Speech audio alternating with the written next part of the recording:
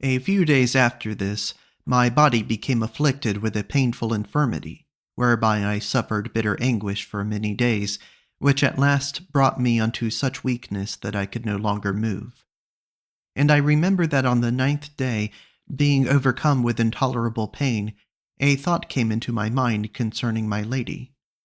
But when it had a little nourished this thought, my mind returned to its brooding over mine enfeebled body. And then perceiving how frail a thing life is, even though health keep with it, the matter seemed to me so pitiful that I could not choose but weep. And weeping, I said within myself, certainly it must sometime come to pass that the very gentle Beatrice will die. Then feeling bewildered, I closed mine eyes, and my brain began to be in travail as the brain of one frantic, and to have such imaginations as here follow. And at the first it seemed to me that I saw certain faces of women with their hair loosened, which called out to me, "Thou shalt surely die." After the which other terrible and unknown appearances said unto me, "Thou art dead." At length, as my fantasy held on in its wanderings, I came to be I knew not where, and to behold a throng of dishevelled ladies wonderfully sad, who kept going hither and thither weeping. Then the sun went out, so that the stars showed themselves, and they were of such a color that I knew they must be weeping. And it seemed to me that the birds fell dead out of the sky, and that there were great earthquakes. With that, while I wondered in my trance, and was filled with a grievous fear, I conceived that a certain friend came unto me and said, "Hast thou not heard? She that was thine excellent lady hath been taken out of life." Then I began to weep very piteously, and not only in mine imagination, but with mine eyes, which were wet with tears. And I seemed to look toward heaven, and to behold a multitude of angels that were returning upwards, having before them an exceedingly white cloud. And these angels were singing together gloriously, and the words of their song were these, "Hosanna in the highest." And there was no more that I heard. Then my heart, that was so full of love, said unto me, "It is true that Our Lady lieth dead." And it seemed to me that I went to look upon the body wherein that blessed and most noble spirit had had its abiding place, and so strong was this idle imagining that it made me to behold my lady in death, whose head certain ladies seemed to be covering with a white veil, and who was so humble of her aspect that it was as if she had said, "I have attained to look on the beginning of peace." And therewithal I came unto such humility by the sight of her, that I cried out upon death, saying, "Now come unto me, and be not bitter against me any longer. Surely there where thou hast been, thou hast learned gentleness. Wherefore come now unto me who do greatly desire thee. Seest thou not that I wear thy colour already?" And when I had seen all those offices performed that are fitting to be done unto the dead, it seemed to me that I went back unto mine own chamber, and looked up toward heaven. And so strong was my fantasy that I wept again in very truth, and said with my true voice, "O excellent soul, how blessed is he that now looketh upon thee." And as I said these words, with a painful anguish of sobbing, and another prayer unto death, a young and gentle lady who had been standing beside me where I lay, conceiving that I wept and cried out because of the pain of mine infirmity, was taken with trembling, and began to shed tears. Whereby other ladies who were about the room, becoming aware of my discomfort by reason of the moan that she made, who indeed was of my very near kindred, led her away from where I was, and then set themselves to awaken me, thinking that I dreamed, and saying, "Sleep no longer, and be not disquieted." Then by their words this strong imagination was brought suddenly to an end at the moment that I was about to say, "O Beatrice, peace be with thee." And I already had said, "O Beatrice," when being aroused, I opened mine eyes, and knew that it had been a deception. But albeit I had indeed uttered her name, yet my voice was so broken with sobs that it was not understood by these ladies, so that in spite of the sore shame that I felt, I turned toward them by love's counselling. And when they beheld me, they began to say, "He seemeth as one dead," and to whisper among themselves, "Let us strive whether we may not comfort him." Whereupon they spake to me many soothing words, and questioned me moreover touching the cause of my fear. Then I, being somewhat reassured, and having perceived that it was a mere fantasy, said unto them, This thing it was that made me afeard, and told them of all that I had seen from the beginning even unto the end, but without once speaking the name of my lady. Also after I had recovered from my sickness, I bethought me to write these things in rhyme, deeming it a lovely thing to be known, whereof I wrote this poem.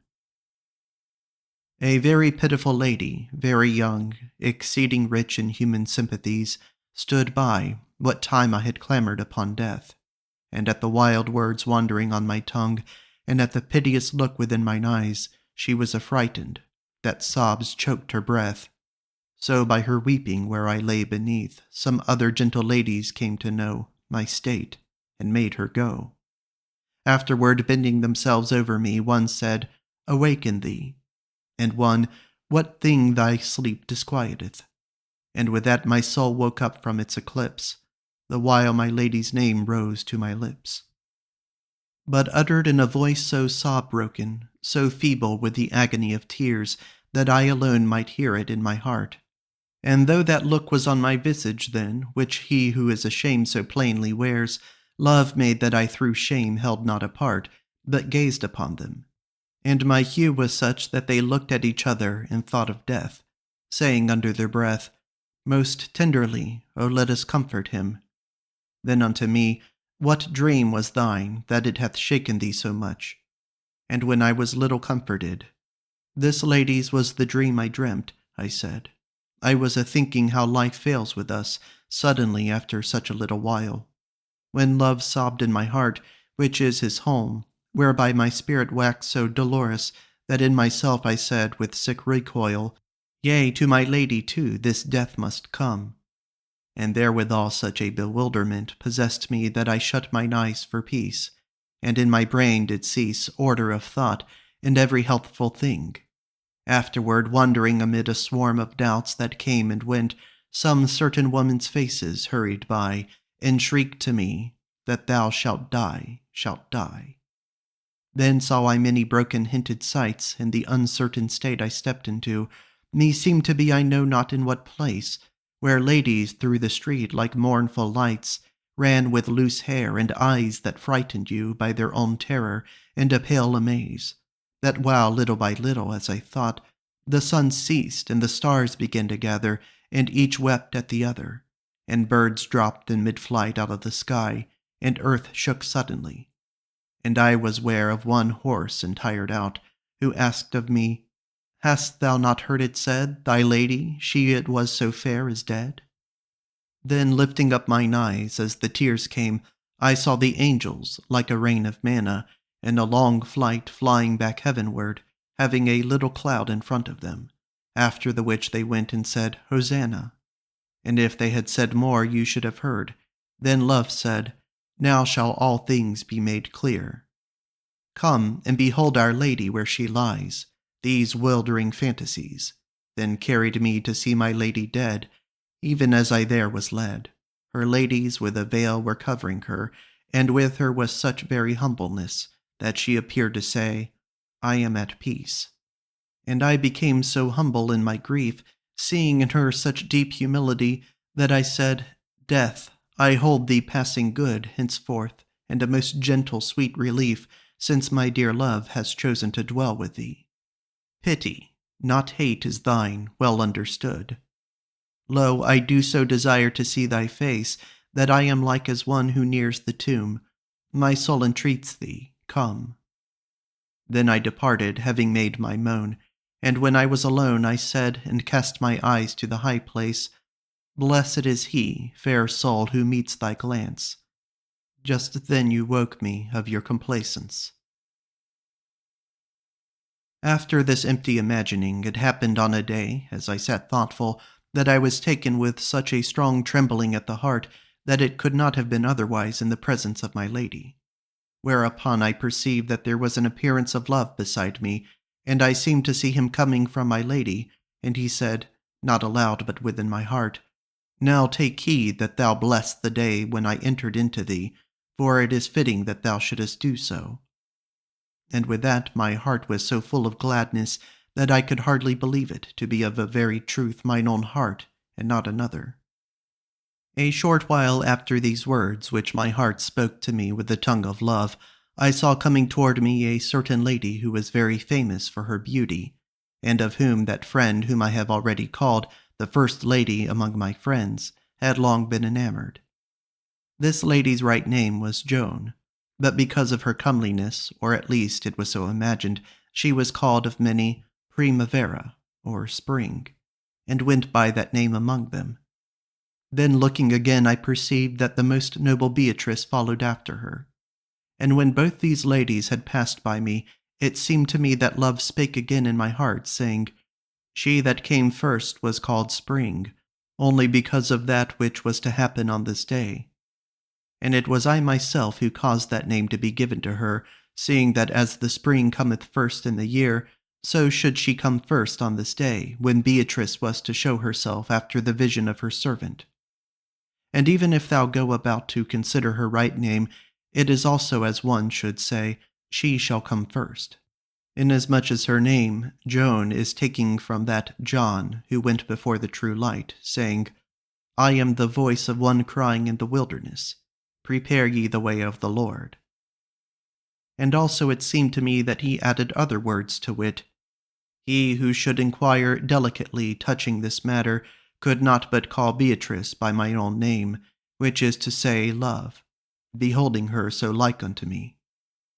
Then I, having thought of this, purposed to write it with rhymes, and sent it unto my chief friend, but setting aside certain words, which seemed proper to be set aside, because I believed that his heart still regarded the beauty of her that was called Spring, and I wrote this sonnet.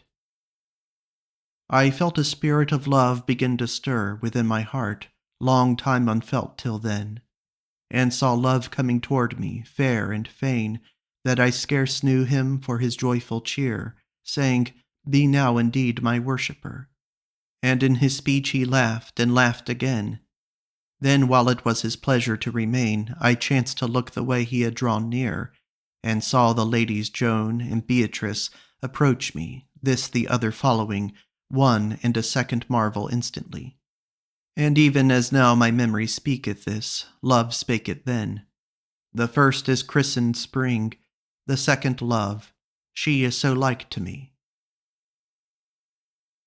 It might be here objected unto me, and even by one worthy of controversy, that I have spoken of love as if it were a thing outward and visible, not only a spiritual essence, but as a bodily substance also.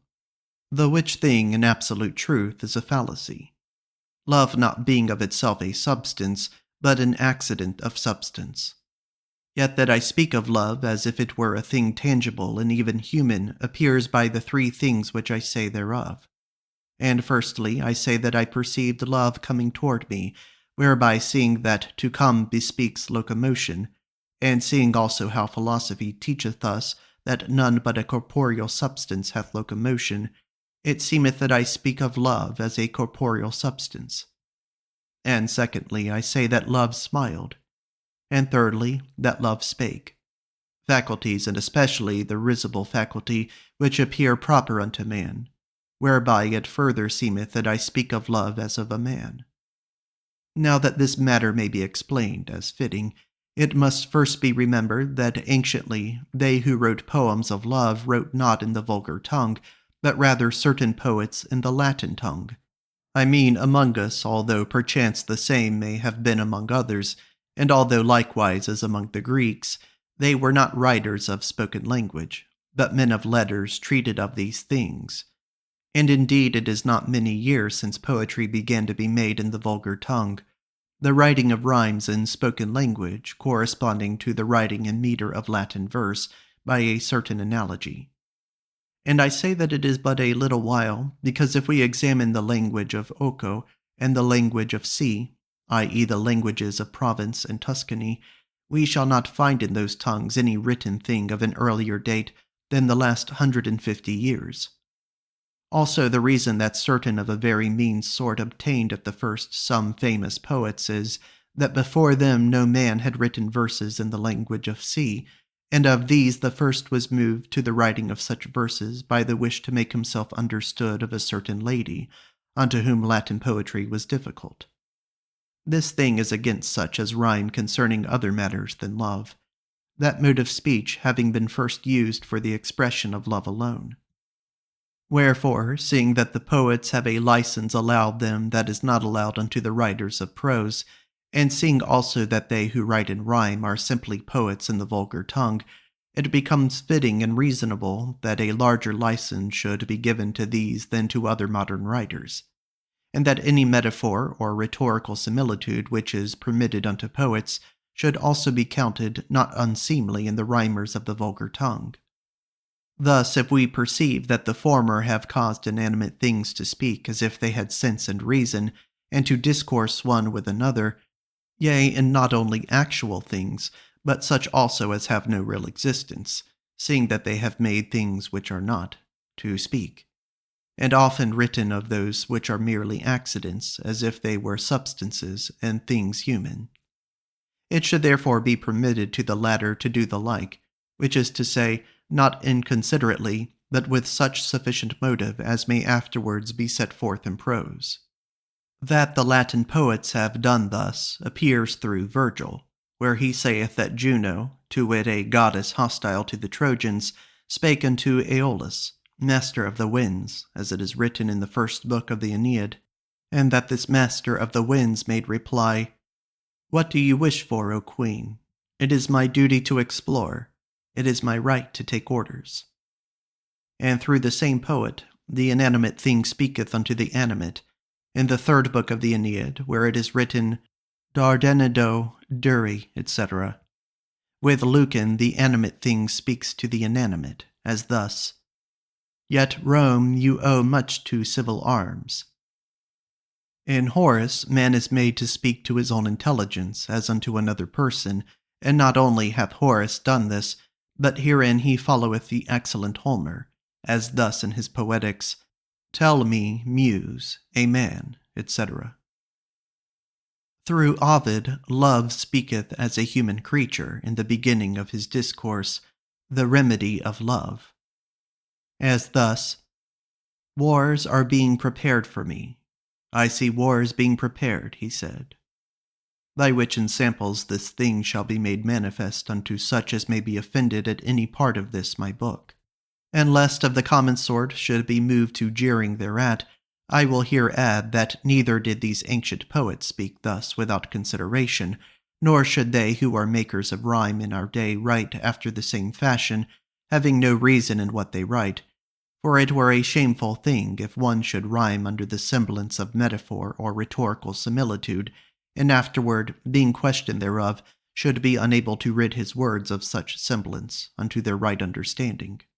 Of whom, to wit, of such as rhyme thus foolishly, myself and the first among my friends do know many. But returning to the matter of my discourse, this excellent lady of whom I spake in what hath gone before, came at last into such favour with all men, that when she passed anywhere, folk ran to behold her, which thing was a deep joy to me.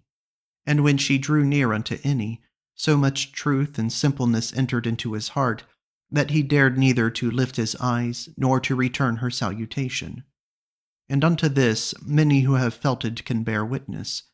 She went along crowned and clothed with humility, showing no whit of pride in all that she heard and saw, and when she had gone by, it was said of many, "This is not a woman, but one of the beautiful angels of heaven." And there were some that said, "This is surely a miracle. Blessed be the Lord who hath power to work thus marvelously." I say of very sooth that she showed herself so gentle and so full of all perfection that she bred in those who looked upon her a soothing quiet beyond any speech, neither could any look upon her without sighing immediately. These things, and things still more wonderful, were brought to pass through her miraculous virtue. Wherefore I, considering thereof, and wishing to resume the endless tale of her praises, resolved to write somewhat wherein I might dwell on her surpassing influence, to the end that not only they who had beheld her, but others also might know as much concerning her as words could give to the understanding, and it was then that I wrote this sonnet. My lady looks so gentle and so pure, when yielding salutation by the way, that the tongue trembles and has naught to say, and the eyes which fain would see may not endure. And still, amid the praise she hears secure, she walks with humbleness for her array, seeming a creature sent from heaven to stay on earth and show a miracle made sure. She is so pleasant in the eyes of men, that through the sight the inmost heart doth gain a sweetness which needs proof to know it by. And from between her lips there seems to move a soothing essence that is full of love, saying forever to the spirit, sigh. This sonnet is so easy to understand, from what is afore narrated, that it needs no division.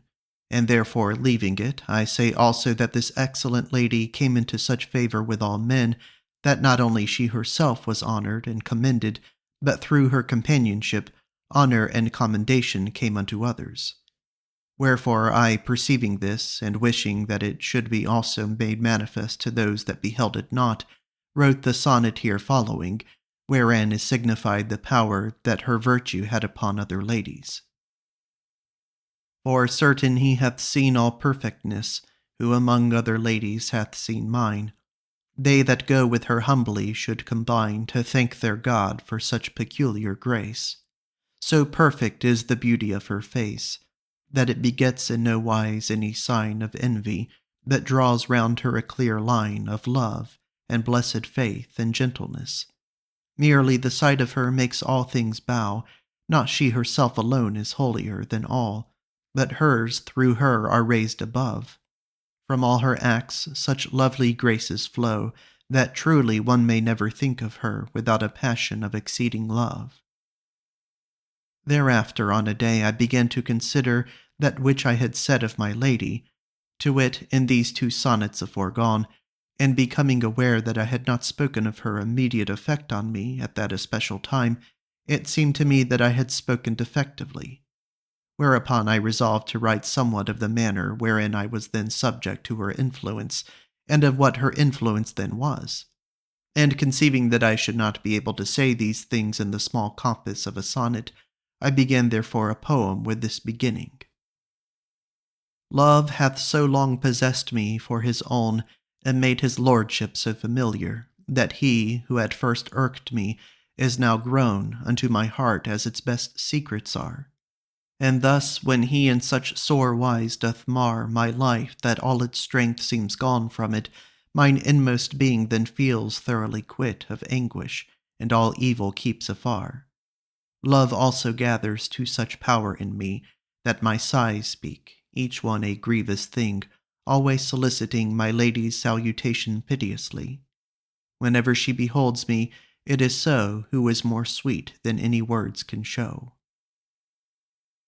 I was still occupied with this poem, having composed thereof only the above written stanza, when the Lord God of justice called my most gracious lady unto himself, that she might be glorious under the banner of that blessed Queen Mary, whose name had always a deep reverence in the words of holy Beatrice.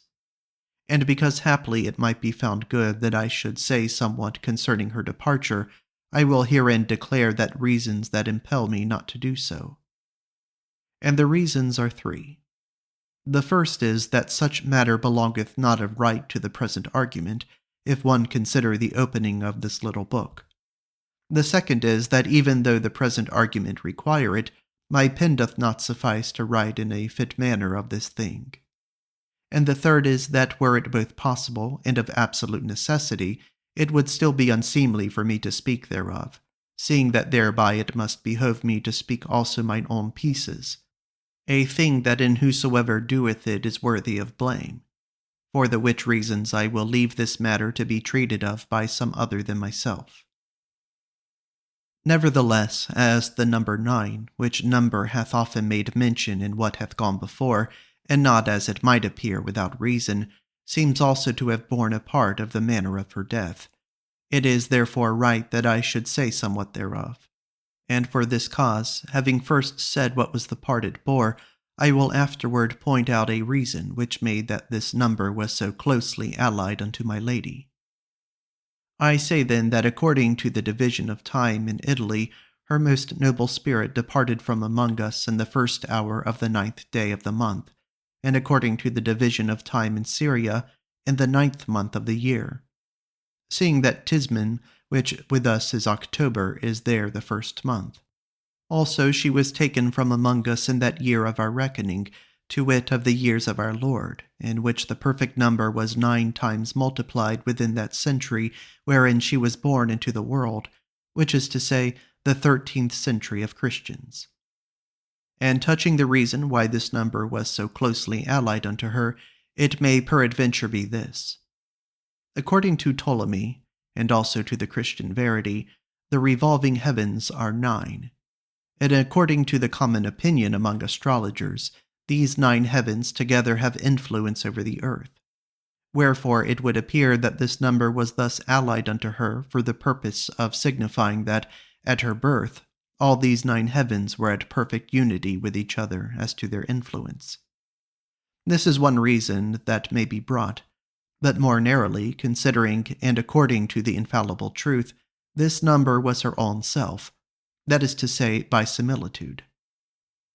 As thus, the number 3 is the root of the number 9, seeing that without the interposition of any other number, being multiplied merely by itself, it produceth 9, as we manifestly perceive that 3 times 3 are 9. Thus 3 being of itself the efficient of 9, and the great efficient of miracles being of himself 3 persons, to wit, the Father, the Son, and the Holy Spirit, which being 3 are also one, this lady was accompanied by the number 9 to the end that men might clearly perceive her to be a 9, that is, a miracle, whose only root is the Holy Trinity. It may be that a more subtle person would find for this thing a reason of greater subtlety, but such is the reason that I find, and that liketh me best. After this most gracious creature had gone out from among us, the whole city came to be as it were widowed and despoiled of all dignity. Then I, left mourning in this desolate city, wrote unto the principal persons thereof, in an epistle concerning its condition, taking for my beginning those words of Jeremias, how the city sits alone, etc. And I make mention of this that none may marvel wherefore I set down these words before, in beginning to treat of her death. Also, if any should blame me, in that I do not transcribe that epistle whereof I have spoken, I will make it mine excuse that I began this little book with the intent that it should be written altogether in the vulgar tongue. Wherefore, seeing that the epistle I speak of is in Latin, it belongeth not to mine undertaking, more especially as I know that my chief friend, for whom I write this book, wished also that the whole of it should be in the vulgar tongue. When mine eyes had wept for some while, until they were so weary with weeping that I could no longer, through them, give ease to my sorrow, I bethought me that a few mournful words might stand me instead of tears. And therefore I proposed to make a poem, that weeping I might speak therein of her, for whom so much sorrow had destroyed my spirit. And then I began, The Eyes That Weep. The eyes that weep for pity of the heart have wept so long that their grief languisheth, and they have no more tears to weep withal. And now, if I would ease me of a part of what, little by little, leads to death, it must be done by speech or not at all. And because often thinking I recall how it was pleasant, ere she went afar, to talk of her with you, kind damosels, I talk with no one else, but only with such hearts as women's are. And I will say, still sobbing, as speech fails, that she hath gone to heaven suddenly, and hath left love below to mourn with me. Beatrice is gone up into high heaven, the kingdom where the angels are at peace, and lives with them, and to her friends is dead. Not by the frost of winter was she driven away, like others, nor by summer heats, but through a perfect gentleness instead. For from the lamp of her meek lowly head, such an exceeding glory went up hence, that it woke wonder in the eternal Sire, until a sweet desire entered him for that lovely excellence, so that he bade her to himself aspire, counting this weary and most evil place unworthy of a thing so full of grace. Wonderfully out of the beautiful form soared her clear spirit, waxing glad the while, and is in its first home, there where it is, who speaks thereof, and feels not the tears warm upon his face, must have become so vile as to be dead to all sweet sympathies. Out upon him, an abject wretch like this may not imagine anything of her. He needs no bitter tears for his relief, but sighing comes, and grief, and the desire to find no comforter, save only death, who makes all sorrow brief. To him who hath a while turns in his thought, how she hath been among us, and is not. With sighs my bosom always laboureth, in thinking, as I do continually, of her whom my heart now breaks apace. Such a great inward longing comes to me, that it will change the colour of my face. And if the idea settles in its place, all my limbs shake as with an ague fit, till, starting up in wild bewilderment, I do become so shent that I go forth, lest folk misdoubt of it. Afterward, calling with a sore lament, on Beatrice I ask, canst thou be dead? And calling on her I am comforted. Grief with its tears, and anguish with its sighs, come to me now whene'er I am alone, so that I think the sight of me gives pain. And what my life hath been, that living dies, since for my lady the new birth's begun, I have not any language to explain. And so, dear ladies, though my heart were fain, I scarcely could tell indeed how I am thus. All joy is with my bitter life at war. Yea, I am fallen so far, that all men seem to say, go out from us. Eyeing my cold white lips, how dead they are, but she, though I bowed unto the dust, watches me, and will guerdon me, I trust. Weep, pitiful song of mine, upon thy way, to the dames going and the damosels, for whom, and for none else, thy sisters have made music for many a day. Thou that art very sad, and not as they, go dwell thou with them, as a mourner dwells. After I had written this poem, I received the visit of a friend whom I counted as second unto me in the degrees of friendship, and who, moreover, had been united by the nearest kindred to that most gracious creature. And when we had little spoken together, he began to solicit me that I would write somewhat in memory of a lady who had died, and he disguised his speech, so as to seem to be speaking of another who was but lately dead. Wherefore I, perceiving that his speech was of none other than the Blessed One herself, told him that it should be done as he required. Then afterward, having thought thereof, I imagined to give vent in a sonnet to some part of my hidden lamentations, but in such sort that it might seem to be spoken by this friend of mine to whom I was to give it. And the sonnet saith thus, Stay now with me, etc. Stay now with me, and listen to my sighs, ye piteous hearts, as pity bids ye do. Mark how they force their way out and press through. If they be once pent up, the whole life dies. Seeing that now indeed my weary eyes oftener refuse than I can tell to you, even though my endless grief is ever new, to weep, and yet the smothered anguish rise. Also in sighing ye shall hear me call on her whose blessed presence doth enrich the only home that well befitted her. And ye shall hear a bitter scorn of all, sent from the inmost of my spirit and speech, that mourns its joy and its joy's minister. But when I had written this sonnet, bethinking me he who was to whom I was to give it, that it might appear to be his speech, it seemed to me that this was but a poor and barren gift for one of her so near kindred. Wherefore, before giving him this sonnet, I wrote 2 stanzas of a poem, the first being written in very sooth, as it were spoken by him, but the other being mine own speech, albeit unto one who should not look closely, they would both seem to be said by the same person. Nevertheless, looking closely, one must perceive that it is not so, inasmuch as one does not call this most gracious creature his lady, and the other does, as is manifestly apparent. And I gave the poem and the sonnet unto my friend, saying that I had made them only for him. Whatever while the thought comes over me, that I may not again behold that lady whom I mourn for now, About my heart my mind brings constantly so much of extreme pain, that I say, Soul of mine, why stayest thou? Truly the anguish, soul, that we must bow beneath until we win out of this life, gives me full oft a fear that trembleth, so that I call on death, even as on sleep one calleth after strife, saying, Come unto me. Life showeth grim and bare, and if one dies, I envy him.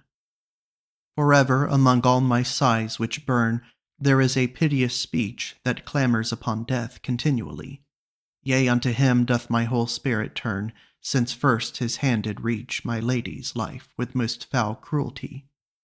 But from the height of woman's fairness, she, going up from us with the joy we had, grew perfectly and spiritually fair, that so she spreads even there a light of love, which makes the angels glad, and even unto their subtle minds can bring a certain awe of profound marvelling.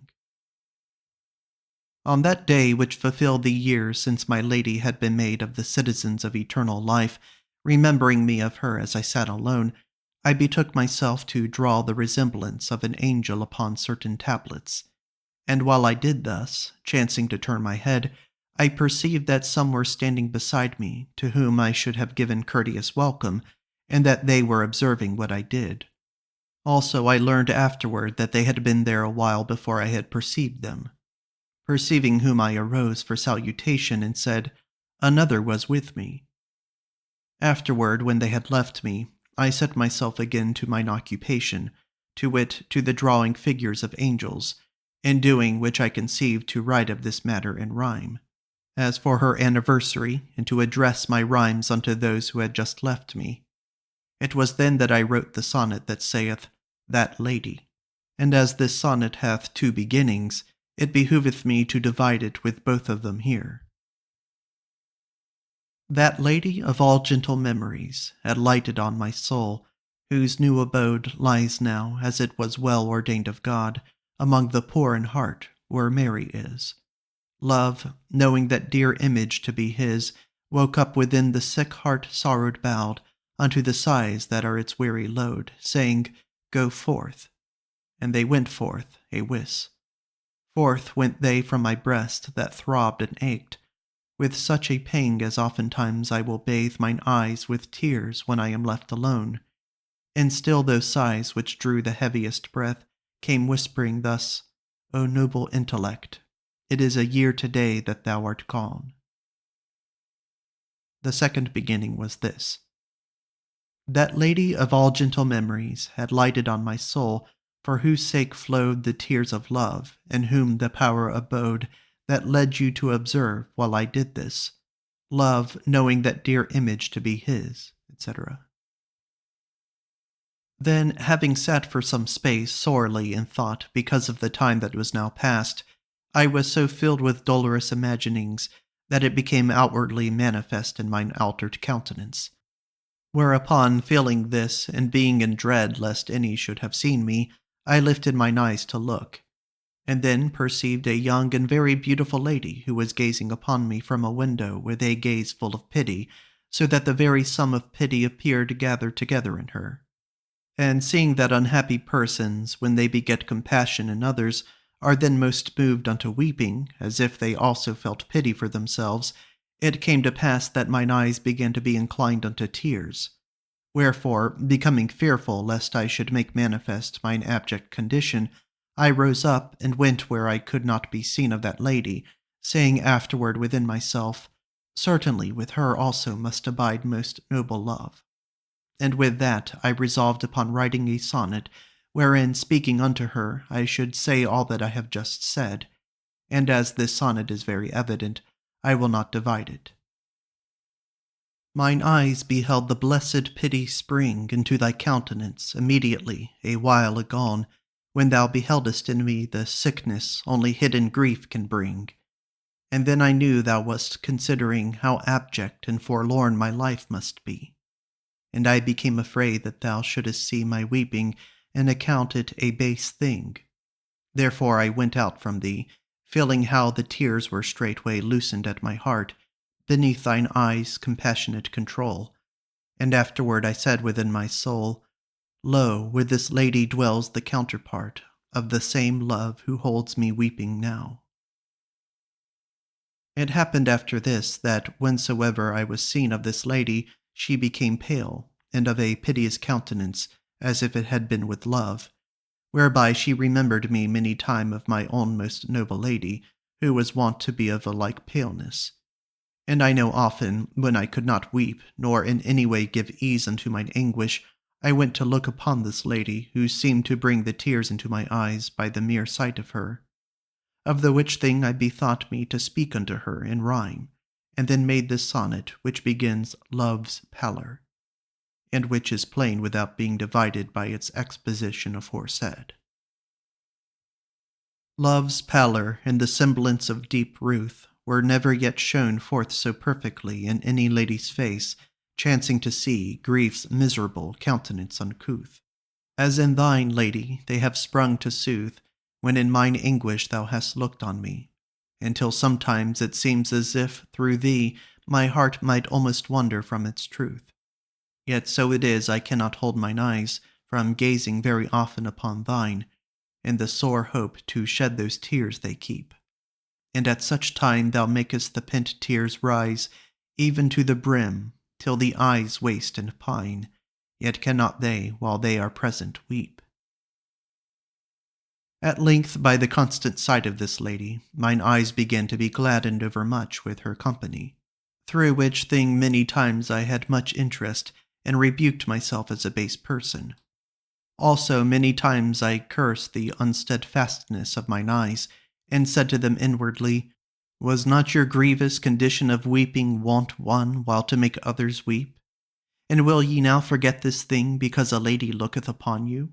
Whoso looketh merely in compassion of the grief ye then showed for your own blessed lady, but whatso ye can, that do ye, accursed eyes, many a time will I make you remember it.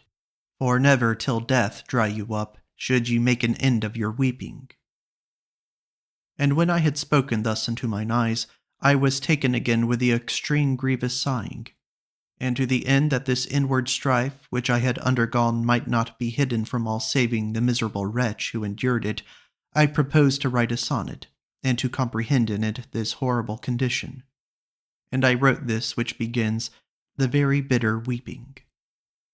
The very bitter weeping that ye made so long a time together, eyes of mine, was wont to make the tears of pity shine in other eyes full oft, as I have said. But now this thing were scarce remembered, if I on my part foully would combine with you, and not recall each ancient sign of grief, and her for whom your tears were shed.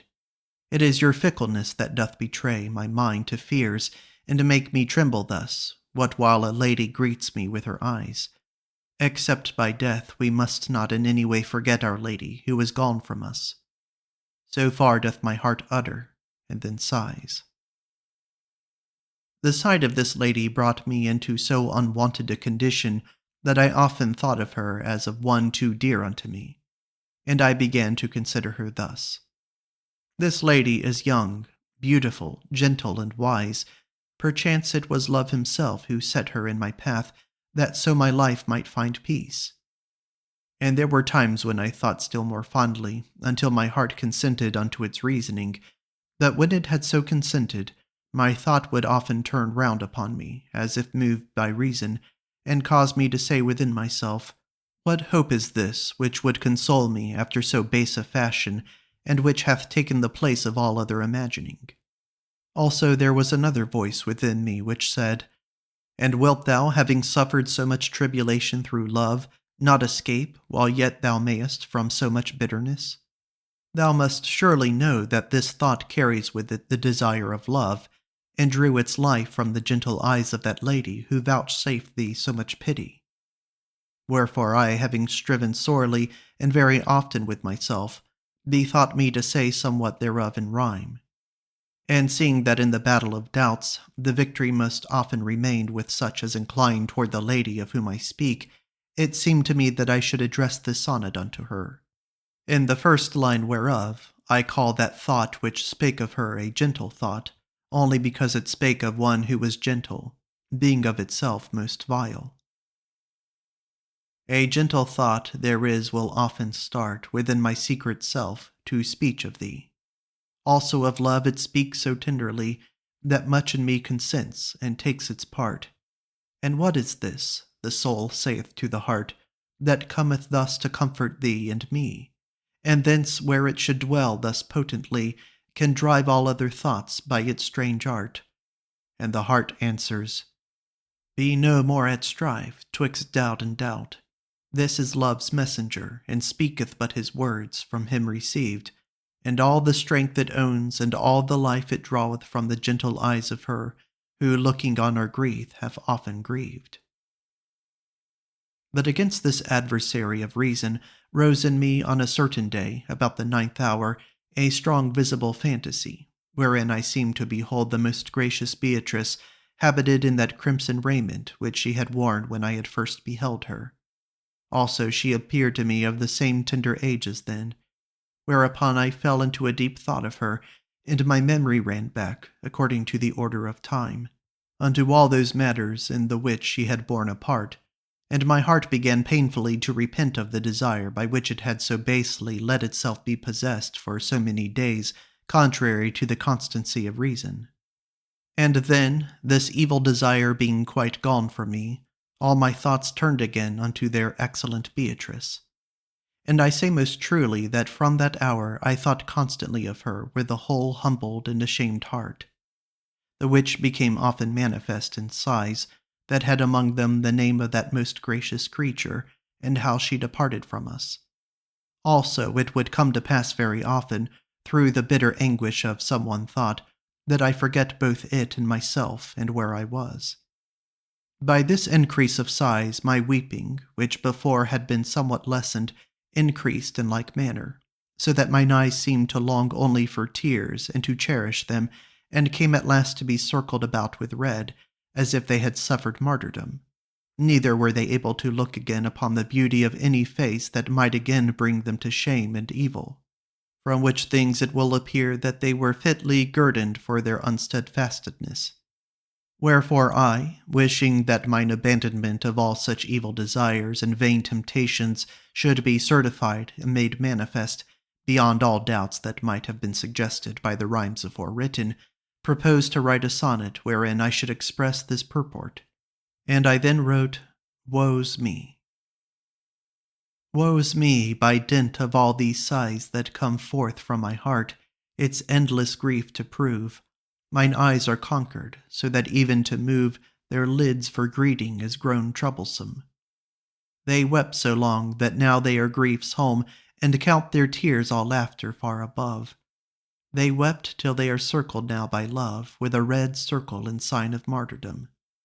These musings, and the sighs they bring from me, are grown at last so constant and so sore, that love swoons in my spirit with faint breath, hearing in those sad sounds continually the most sweet name that my dead lady bore, with many grievous words touching her death.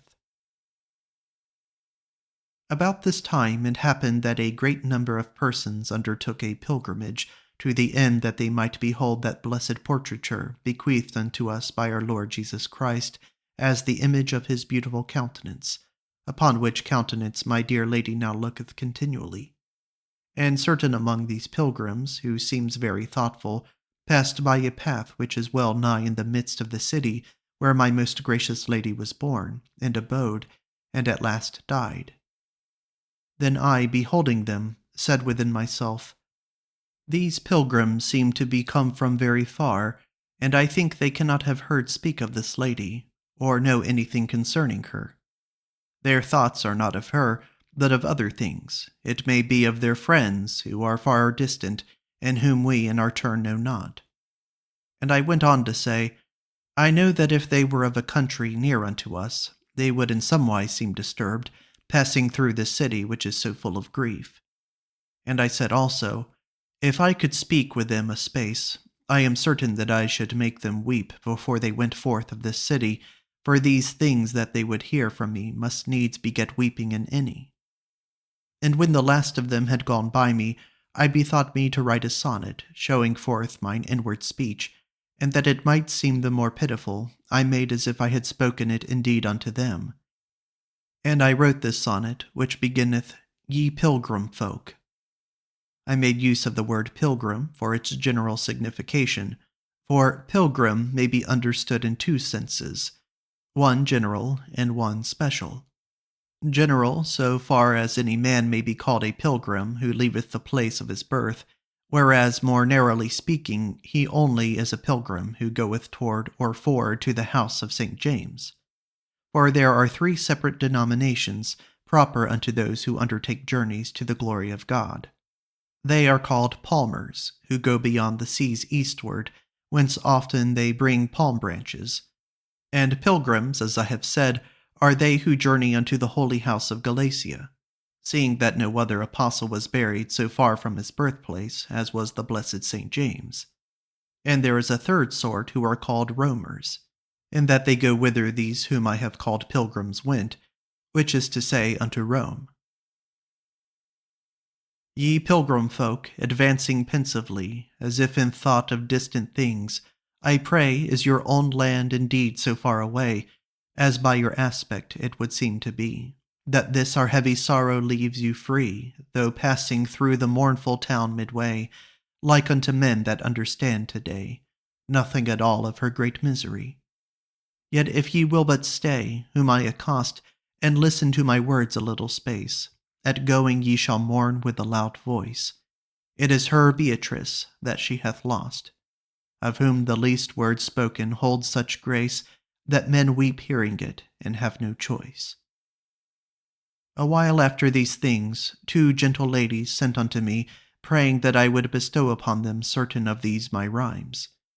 And I, taking into account their worthiness and consideration, resolved that I would write also a new thing, and send it to them together with those others, to the end that their wishes might be more honorably fulfilled.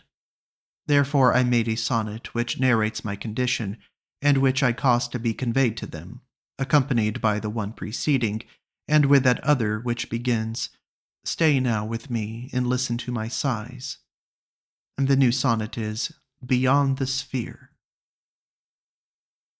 Beyond the sphere that spreads to widest space, now soars the sight that heart my sins above. A new perception born of grieving love guideth it upward the untrodden ways. When it hath reached unto the end and stays, it sees a lady round whom splendors move in homage, till by the great light thereof, abashed, the pilgrim spirit stands at gaze. It sees her such that when it tells me this, which it hath seen, I understand it not. It hath a speech so subtle and so fine, and yet I know its voice within my thought often remembereth me of Beatrice, so that I understand it, ladies mine. After writing this sonnet, it was given unto me to behold a very wonderful vision, wherein I saw things that determined me to say nothing further of this most blessed one, until such time as I could discourse more worthily concerning her. And to this end I labor all I can, as she well knoweth. Wherefore, if it be his pleasure, through whom is the life of all things, that my life continue with me a few years, it is my hope that I shall yet write concerning her what hath not before been written of any woman.